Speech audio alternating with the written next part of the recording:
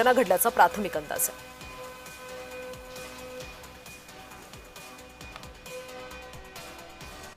स्वस्त धान्य दुकानदाराची गुंडगिरी पाहायला मिळाली। लाभार्थ्याला अश्लील शिवीगाळ केल्याचा व्हिडिओ आता व्हायरल झाला। बुलढाणा तालुक्याच्या देऊळघाट इथला हा प्रकार आहे। रेशन धान्य वितरणाच्या कारणावरून स्वस्त धान्य दुकानदाराने लाभार्थ्याला अश्लील शिवीगाळ केल्याचा व्हिडिओ सध्या सोशल मीडियावर चांगलाच व्हायरल होतो।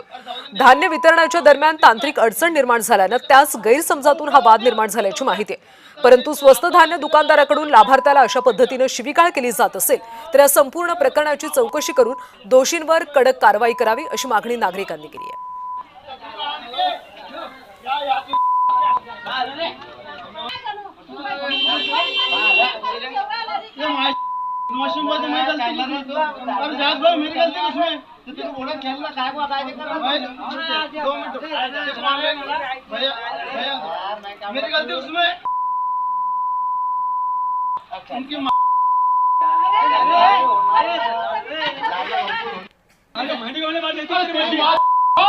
विरारमध्ये हॉटेल चालक आणि रहिवाशांमध्ये वाद झालाय।